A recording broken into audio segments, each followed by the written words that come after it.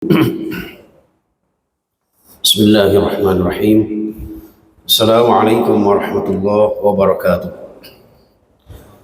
إن الحمد لله نحمده ونستعينه ونستغفره ونعوذ بالله من شرور أنفسنا ومن سيئات أعمالنا. من يهده الله فلا مضل له ومن يضلله فلا هادي له. أشهد أن لا إله إلا الله وحده لا شريك له وأشهد أن محمدا عبده ورسوله.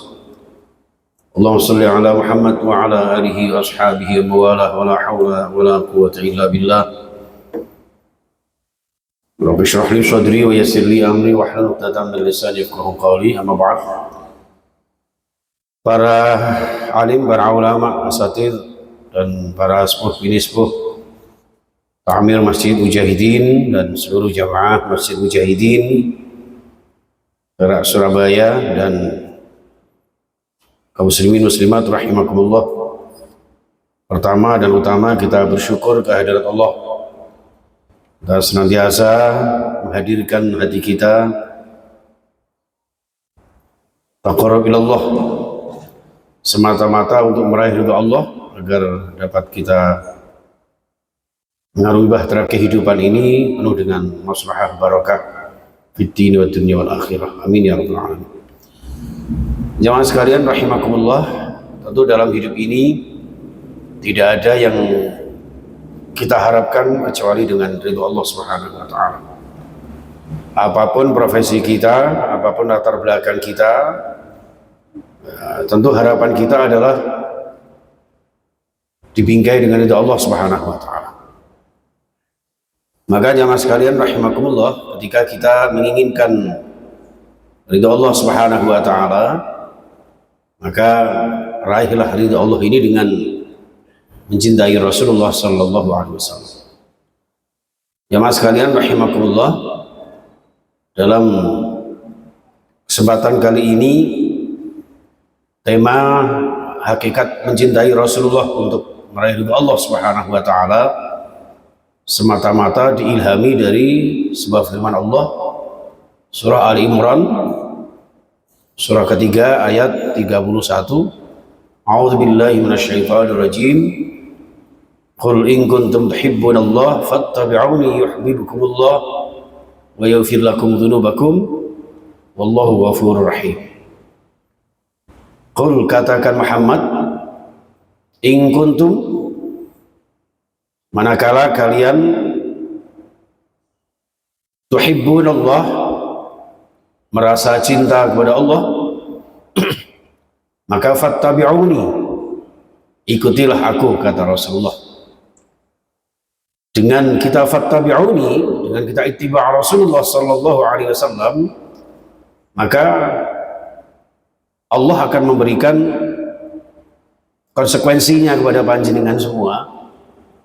Fattabi'uni yuhibbukumullah, maka Allah pun akan meridhai kalian. Allah akan mencintai kalian. Cinta Allah dalam hal ini adalah ridhonya.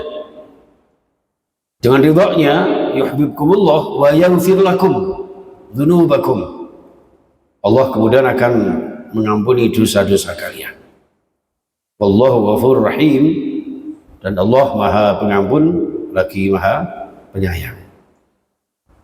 Jamaah sekalian rahimakumullah, kalimat ittiba yang kemudian mendatangkan mahabbatullah adalah orang yang senantiasa, yang pertama adalah ahya'us sunnah atau ihya'us sunnah. Dalam hadis riwayat At-Tirmizi disampaikan, man ahya sunnati faqad ahabbani wa man ahabbani kana ma'i fil jannah. Barang siapa yang menghidupkan sunnahku, kata Rasulullah, maka berarti faqad ahabbani, sungguh dia telah mencintaiku. Wa man ahabbani kana ma'i fil jannah, sedangkan orang yang mencintaiku insyaallah akan masuk surga bersama aku, kata Rasulullah. Mudah-mudahan jamaah sekalian kita termasuk orang-orang yang cinta Rasulullah dan kemudian dicintai oleh Rasulullah, betul-betul layak dicintai Rasulullah. Tidak sekedar kegeeran kita tidak sekedar kebaperan kita, bahwa selama ini jangan-jangan kita merasa cinta Rasulullah, tapi komponen-komponen cinta Rasulullah belum kita penuhi. Ibarat, maaf, kita merasa cinta, merasa dekat dengan katakanlah Prabowo umpama ya. Ternyata itu hanya klaim kita aja mas kalian. Nah, mungkin beliau jangankan kok cinta, lihat aja nggak pernah. Gitu. Nah, ini dikhawatirkan seperti itu ya sekalian. Dan ternyata kalau kita memang cinta Rasulullah, yang notabene akan mendatangkan cinta Rasulullah kepada kita, apalagi nanti bisa masuk surga bersama beliau, antara lain faktor utama adalah ihya'us sunnah, menghidupkan sunnah Rasulullah Shallallahu Alaihi Wasallam. Ini jamaah sekalian. Jadi konsekuensi cinta kita kepada Rasulullah yang akan mendatangkan ridho Allah, yang kemudian panjenengan dicintai Rasulullah, yang pada akhirnya mudah-mudahan kita benar-benar masuk surga bersama Rasulullah. Walaupun ini kayaknya melip banget nih, kayaknya terlalu apa ya, panjang angan-angan, tapi itulah cita-cita dan harapan kita jamaah sekalian. Jadi tidak ada salahnya ya, karena Rasulullah sendiri dalam Al-Quran dijelaskan, laqad ja'akum rasulun min anfusikum. Ya, jadi telah datang seorang Rasul Muhammad yang memang diturunkan Allah Subhanahu wa taala, diciptakan Allah Subhanahu wa taala dari kalangan kalian sendiri. Artinya begitu dekatnya Rasulullah kepada kita. Jadi kalau kita berharap untuk bersama beliau masuk surga, itu saya kira tidak berlebihan. Yang terpenting adalah konsekuensi, aplikasi, ya, implementasi rasa cinta kita kepada Rasulullah ini benar-benar kita realisasikan ya mas kalian. Jangan hanya omdo ya, omong doang, merasa cinta Rasulullah, ternyata tidak mengenal beliau, tidak mengenal sejarah beliau. Layak kiranya panjenengan sering mengikuti kajian-kajian sirah nabawiyah, ya, kisah-kisah Rasulullah Shallallahu Alaihi Wasallam.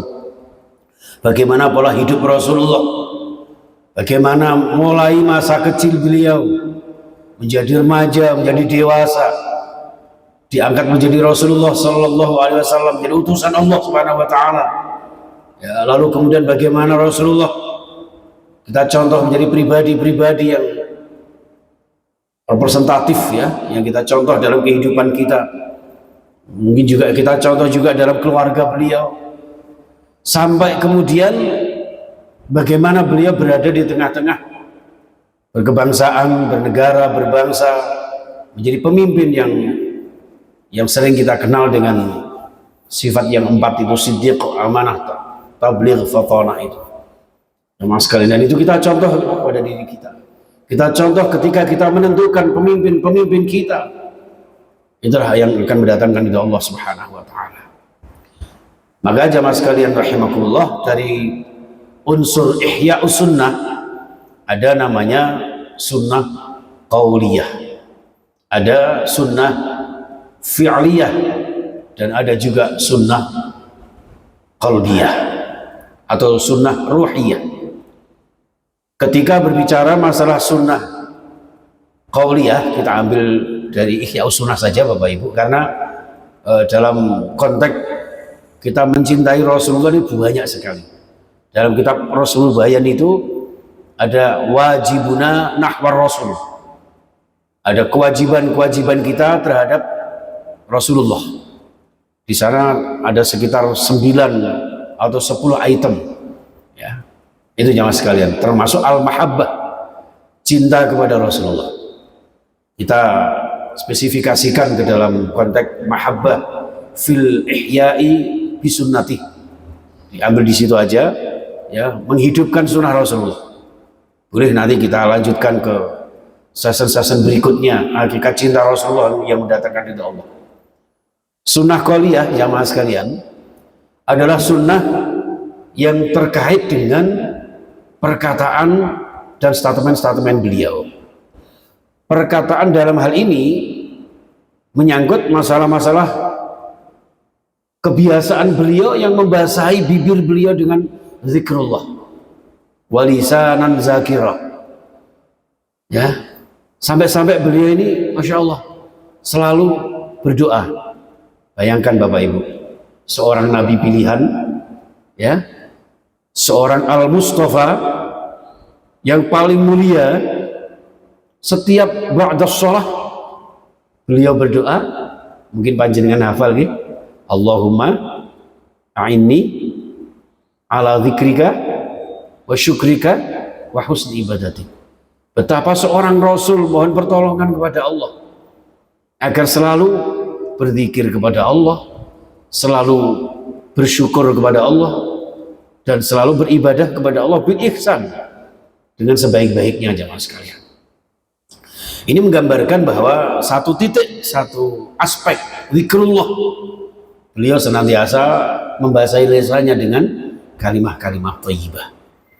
Sehingga banyak hadis menyebutkan ada kalimat bismillah ketika memulai segala sesuatu, ketika selesai alhamdulillah, berjanji insya Allah, dan seterusnya.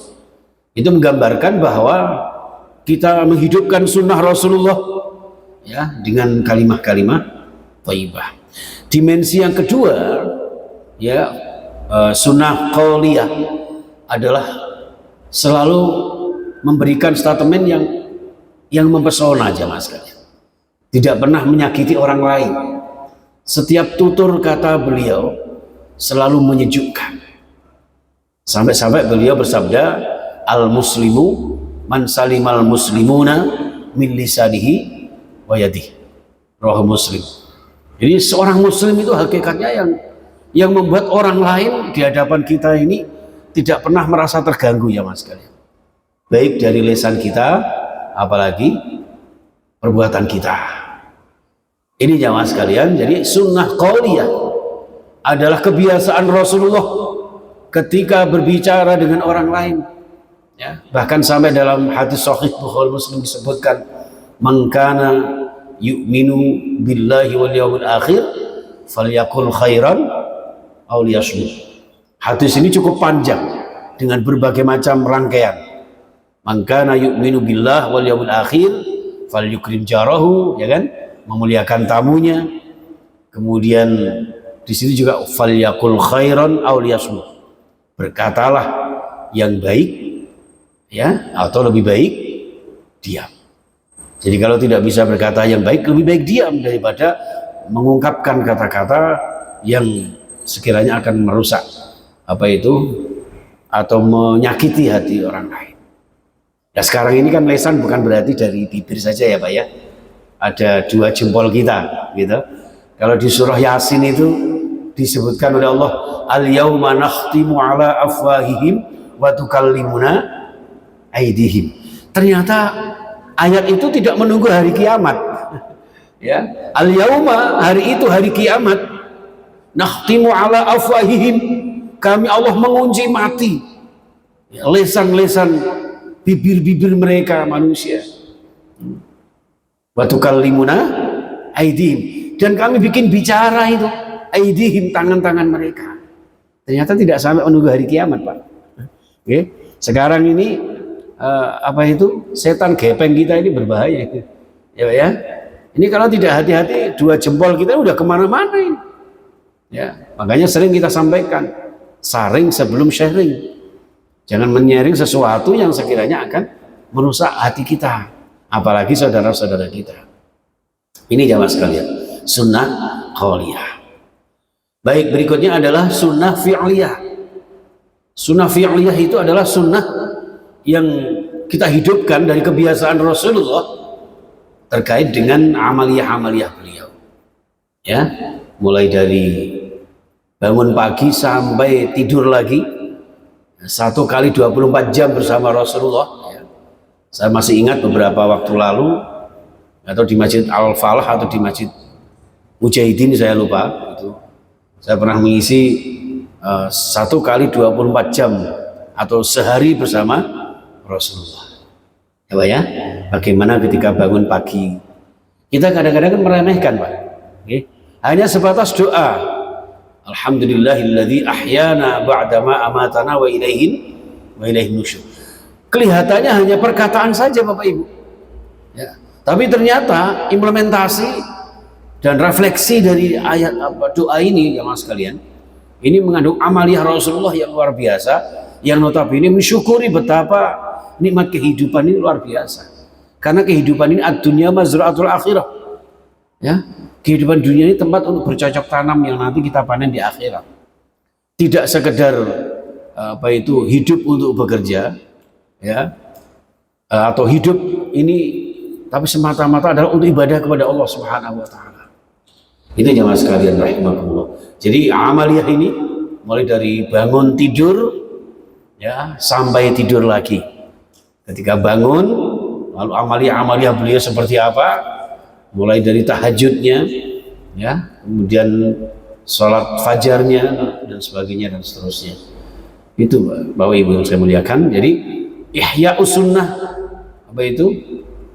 Fi'liyah, ya, amaliyah beliau teraplikasi dalam kehidupan kita.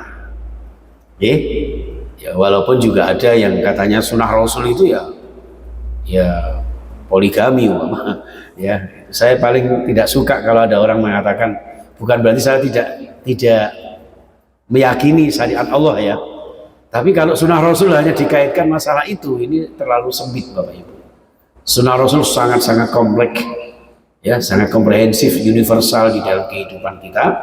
Ya, bagaimana fi'liyah kita, bagaimana implementasi diri beliau di dalam mengamalkan kehidupan ini nih jamaah sekalian, untuk bermanfaat kepada orang lain.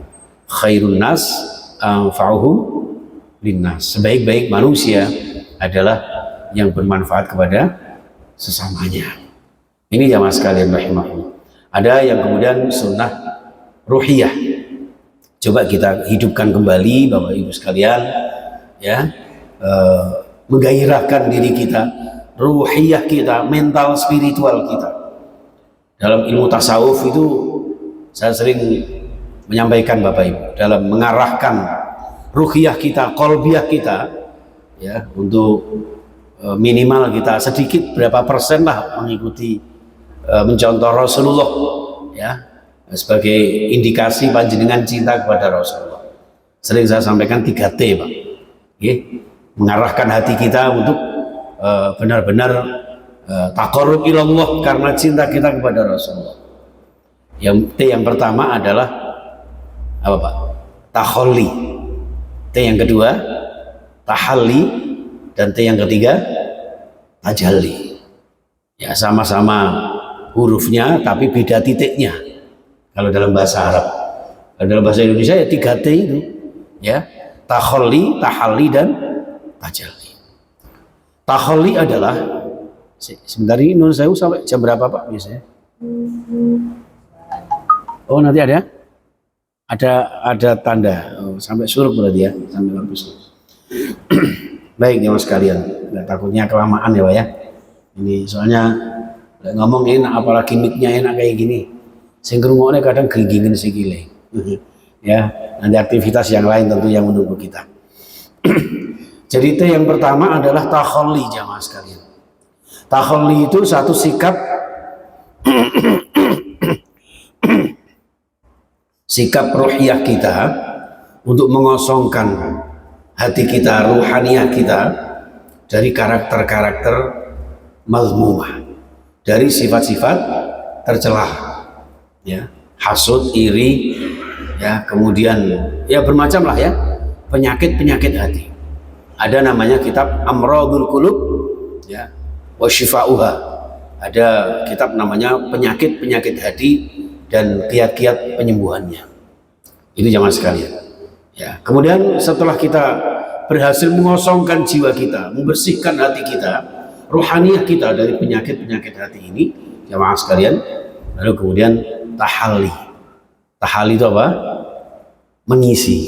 Dalam bahasa letterleknya itu menghiasi, ya, hiasi diri kita yang bersumber dari hati ini, karena kata Rasulullah, inna fil jasadi mudghah, di dalam diri kulon jenengan, ya, di dalam jasad kulon jenengan ini ada segumpal darah Wakila segumpal daging. In saluhat saluha sairu amali. Wa in fasadat fasada sairu amali. Al hadis. Jadi ketika segumpal darah atau segumpal daging ini baik, maka seluruh amaliah perbuatannya akan menjadi baik. Ala wahyal qalbu, yaitu hati. Maka hati ini sebagai sumber amaliah kita, perbuatan kita, perkataan kita, ini harus kita hiasi dengan amaliah-amaliah qalbiyah. Sifat-sifat hati, sifat-sifat yang terpuji. Rasa syukur, ikhlas, ridha, dan sebagainya, itu adalah amaliah-amaliah qalbiyah. Ya, setelah itu baru layak untuk bertajalli jamaah sekalian. Ya, bertajalli, fokus dalam kita mengagungkan asma Allah. Taqarrub ilallah. Jadi runtutannya dari situ. Ketika kita cinta kepada Rasulullah, Rasulullah punya sifat yang harus diabadikan dalam kehidupan, yaitu menjadi orang-orang yang berhati bersih, ya, bersifat yang terbaik, yang terpuji. Ya, lalu layak untuk taqarrub ilallah. Ini yang kita contoh, ya, jamaah sekalian. Karena Allah itu nazif, Allah itu bersih dan mencintai kebersihan, kesucian. Dan kebersihan itu ada nazifatul jasadiyah, nazifatul qalbiyah, kebersihan lahiriah, kebersihan qalbiyah. Ini yang kita jaga jamaah sekalian. Maka layak untuk bertajalli, berfokus taqarrub ilallah. Ya, mau sholat aja secara syar'i formal kita diwajibkan untuk bertaharah, bersuci. Ya, yang kita bersuci secara fisik itu hanya sebagai sebagai simbol saja sebetulnya. Semua ibadah yang kita lakukan nanti pada akhirnya adalah bermuara kepada takwa Allah. Ya, dengan takwanya apa? Dari kemudian kita bersuci dari secara fisik, maka setelah kita bersuci itu ada doa, innallaha yuhibbut tawwabina wa yuhibbul mutatahhirin waj'alni minat tawwabina waj'alni minal mutatahhirin. Jadi jadikan kami Allah orang-orang yang bertaubat dan orang yang bersih, yang bersuci. Jadi kalau kita ingin diterima taubat kita, selalu mohon ampun kepada Allah Subhanahu wa taala, bersihkan hati kita dari penyakit-penyakit itu tadi, dari dosa-dosa yang kita lakukan, untuk bertaubat kepada Allah Subhanahu wa taala, ya, agar kemudian kita disucikan oleh Allah, ya, hati kita. Atau kita berusaha bagaimana kita bertakwa Allah ini hati kita dalam keadaan bersih. Makanya nuwun saya ketika mau sholat itu kan ada takbiratul ihram, ya Pak ya. Takbiratul ihram itu tidak sekedar mengucapkan takbir. Takbir spesial yang membuka sholat kita jamaah sekalian disebut al-ihram. Itu pembatas sebetulnya, dinding pemisah antara qablas sholat, ya, dan di dalam sholat. Sebelum sholat kita memikir segala sesuatu, ya Pak ya, perusahaan kita, ya, anak-anak cucu kita, keluarga kita, maka semuanya kita hilangkan. Ketika sudah Allahu Akbar, tidak ada yang maha besar kecuali Allah. Nah, sementara ini kira-kira kita bagaimana? Apakah masih ada terbersih dalam hati kita, ya?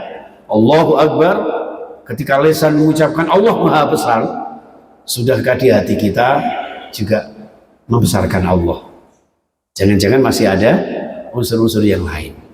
Ini jamaah sekalian rahimakumullah, sehingga makna tajalli adalah orang yang senantiasa mengagungkan asma Allah Subhanahu wa taala, orang yang senantiasa menghadirkan dirinya, untuk bersama dengan Allah. Dalam maqalah, ya, Syekh Syadzili itu disampaikan, kun ma'allah au ma'aman ma'allah. Jadilah kamu bersama dengan Allah. Panjenengan hayya 'alas shalah, hayya 'alal falah. Ya, di dalam salat panjenengan menghadiri rumah Allah, idza dzukirallah wajilat qulubuhum. Bergetar hati panjenengan ketika disebut asma Allah. Datang ke rumah-rumah Allah yang mulia, termasuk Mujahidin Perak Surabaya. Ini adalah semata-mata untuk taqarrub ilallah. Kun ma'allah. Ya, jadilah kamu bersama dengan Allah Subhanahu wa taala. Jadi melalui ibadah kita, salat kita, zikir kita, jadikan penghantar untuk kula jenengan kun ma'allah. Nggih. Au ma'aman ma'allah. Kalau memang bersama dengan Allah rasanya kok terlalu muluk-muluk gitu, nggih. maka au ma'aman ma'allah, selalulah membersamai orang yang selalu bersama dengan Allah, hadir di majelis taklim. Ada panggilan salat berjamaah, panjenengan rawuh memenuhi panggilan Allah, salat berjamaah, itu ma'aman ma'allah. Itu au ma'aman ahabbaman ma'allah, atau bersama dengan orang yang, atau mencintai orang yang bersama dengan Allah. Siapa? Para ulama kita, Pak Amir masjid kita misalnya, itu orang yang cinta kepada Allah, orang yang bersama dengan Allah, karena sehari-hari berkutat mu'allaqun bil masajid, menggantungkan hatinya untuk selalu mengurusi masjid Allah Subhanahu wa taala. Ini jamaah sekalian rahimakumullah. Jadi kesimpulannya adalah, kalau kita merasa cinta kepada Allah sehingga berharap ridho Allah, maka cintailah Rasulullah. Kalau kita mencintai Rasulullah, maka hidupkanlah sunnah Rasulullah. Kalau kita menghidupkan sunnah Rasulullah, maka berusahalah untuk ittiba kepada Rasulullah. Fattabi'uni. Mengikuti di sini adalah attiba, al-ittiba fil aqidah, al-ittiba fil ibadah, al-ittiba fi hayatihi wa fi akhlaqihi. Mengikuti sunnah-sunnah beliau fil aqidah, di dalam akidah. Jadi bagaimana menjadi profil pribadi muslim terbaik, yang memiliki salimul aqidah. Salimul aqidah itu benar-benar akidah kita lurus, tidak sekedar ucapan la ilaha illallah Muhammadur Rasulullah, tapi implementasi daripada kalimat tauhid la ilaha illallah ini benar-benar menyelamatkan, menjauhkan diri kita dari virus-virus akidah, dari kemusyrikan, dari kemunafikan, minimal kefasikan. Bagaimana kita bisa dikatakan seorang muslim, ternyata masih fasik, masih rusak. Bagaimana kita dikatakan muslim, ternyata masih ada sifat nifak di dalam diri kita, naudzubillah. Apalagi masih ada kemusyrikan. Jamaah sekalian rahimakumullah. Jadi ini yang dimaksudkan bahwa ittiba atau uswah di dalam surah Al-Ahzab 21, gitu. Laqad kana lakum fi rasulillahi uswatun hasanah. Bagaimana kita mencontoh uswah fil aqidah. Gini, benar-benar kita berakidah seperti akidahnya Rasulullah. Salimul aqidah.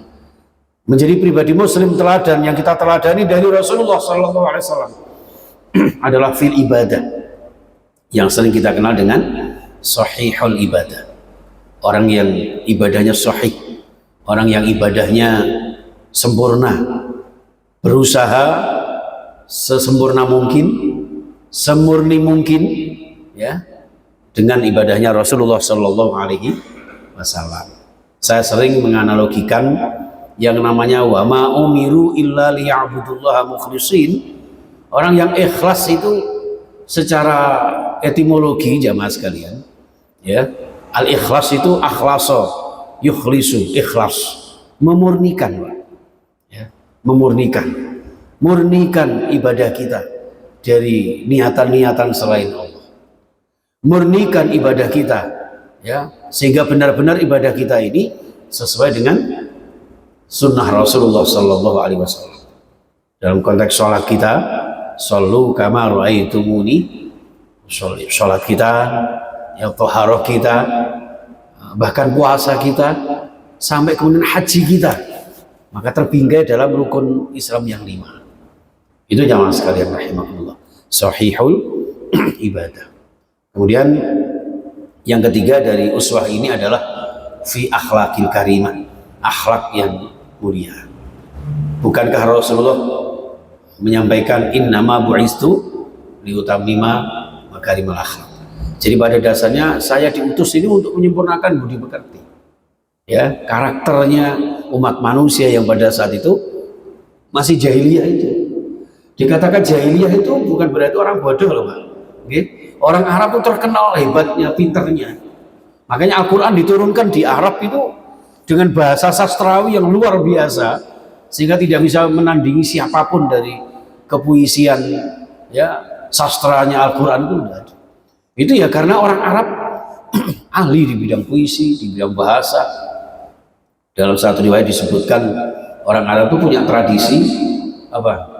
Setiap tahun mengadakan lomba, ya kan? Lomba puisi dan sebagainya, sastra, ya, dan macam-macamnya. Mereka pintar, Pak. Secara intelektual mereka pandai. Tapi kenapa disebutkan jahiliyah? Karena mereka bodoh di dalam menentukan konsep ketuhanan. Ya, bagaimana Tuhan bisa berbagai macam bentuk berhala, ya? Bagaimana Tuhan, jangankan bentuk berhala, meyakini lebih dari satu aja ini kan sudah menyalahi rumus ketuhanan. Oh Tuhan kok lebih dari satu, gitu. Oh Tuhan kok punya, maaf ya, punya anak misalnya. Ini kalau ditelusuri terus Pak, akan berbahaya nanti. Nah kalau punya anaknya laki-laki, terus ada walimatul khitan, terus mari ngono dewasa, apa? Walimatul, ada resepsi pernikahan nanti. Ya, kalau dalam bentuk undangan hadirilah resepsi pernikahan anaknya Tuhan, umpama ini. Itu dari konteks satu jalur saja, belum lagi yang lainnya jamaah sekalian. Ya, bagaimana ada seorang rumus ketuhanan yang kemudian Tuhan itu membutuhkan yang lain, ya. Kalau sudah membutuhkan yang lainnya bukan Tuhan namanya. Makanya panjenengan ada 13 sifat Allah itu, wujud, qidam, baqa dan seterusnya, ya. Itu wujud itu ya, wujudnya itu ya al-haya, hidup itu selamanya Pak, nggak pernah mati itu Tuhan. Nah, kalau ada Tuhan diperingati kematiannya bagaimana? Ya, itu jamaah sekalian. Jadi rumus ketuhanan dalam hal ini adalah rumus yang benar-benar ilmiah, sehingga dalil ketuhanan itu yang kita contoh dari Rasulullah. Ada namanya dalil naqliyah, ada dalil aqliyah. Di samping sesuai dengan dasar Al-Quran dan Sunnah, dalam konsep ketuhanan di dalam Islam itu adalah ada aqliyah, rasional, masuk di akal. Ya kita misalnya, Tuhan itu harus maha dahulu, dan dahulunya itu tanpa permulaan. Beda dengan manusia, dikatakan dahulu ada permulaannya. Panjenengan lomba lari pasti ada start dan finish, tapi keberadaan Allah wal awwalu wal akhir, Allah yang maha dahulu tanpa permulaan, yang maha akhir tanpa pungkasan, qidam. Lalu kemudian baqa, kekal, ya, tidak ada Tuhan diangkat, ya, dan sebagainya, itu tidak ada. Jadi Tuhan itu ya fi'lu kulli mumkinin au tarkuhu, Allah berbuat segala sesuatu yang dia kehendaki atau tidak, itu Allah sendiri. Maka setelah baqa mukhalafatul lil hawadis, itu dan seterusnya jamaah sekalian. Jadi masya Allah tabarakallah, ini sudah dapil kayak gini ya Pak ya, selesai. Mohon maaf ini ya, saya di mimbar ini beda ya. Ini jamaah sekalian rahimakumullah. Jadi sekali lagi kembali kepada konsep panjenengan, cinta Allah, cintailah Rasulullah. Cintai Rasulullah dengan mengittiba' Rasulullah. Bagaimana kita menghidupkan sunnah Rasulullah, sunnah qauliyah, sunnah fi'liyah, dan sunnah ruhiyah atau sunnah qalbiyah. Mungkin di Mujahidin sudah ada kajian tazkiyatun nafas ya Pak ya. Nah, itu salah satu bagian dari cara kita untuk mengittiba' Rasulullah, dari segi membersihkan jiwa kita Pak, ya, membersihkan hati kita. Karena hati ini sumber kehidupan kita, ya. Maka pertama dan utama yang kita lakukan adalah cleaning service, ya, terhadap mental spiritual kita, yang nanti akan bermuara kepada aplikasi dalam kehidupan kita, ucapan kita, perbuatan kita, ya, termasuk yang tadi Pak. Makanya saya sering sampaikan, orang Jawa itu kalau mengatakan manusia itu kan apa Pak? Manungso gitu. Manungso itu satu sisi manunggaling kawula karo sing maha kuwasa, at-tauhid, mengisahkan Allah. Di sisi yang lain manungso itu manunggaling rasa, punya pri kemanusiaan. Dari kita meyakini semua ciptaan Allah, pada akhirnya kita punya pri kemanusiaan, duwe rumangsa. Ya, termasuk ceramah kayak gini ya harus punya rumangsa. wis ana bel waktune mari ya mari kan gitu. Ya, adapun masih kurang materi, insya Allah mudah-mudahan karena pembahasannya sangat luas sekali Pak dalam kita cinta Rasulullah yang akan meraih ridha Allah Subhanahu wa taala. Ini dari sisi ihya sunnah saja yang kita bahas untuk pagi kali ini. Mudah-mudahan Allah senantiasa membersamai panjenengan semuanya. Allah meridhoi langkah-langkah kita semuanya. Allah memberikan barokah umur kita, barokah rezeki kita, barokah keluarga kita, rumah tangga kita, keturunan kita, barokah dunia dan akhirat kita. Amin amin ya rabbal alamin. Saya kira itu jamaah sekalian, kurang dan lebihnya mohon maaf yang sebesar-besarnya. Kita akhiri kajian ini dengan kafaratul majlis. Subhanakallahumma wa bihamdika asyhadu an la ilaha illa anta astaghfiruka wa atubu ilaik. Assalamualaikum warahmatullahi wabarakatuh.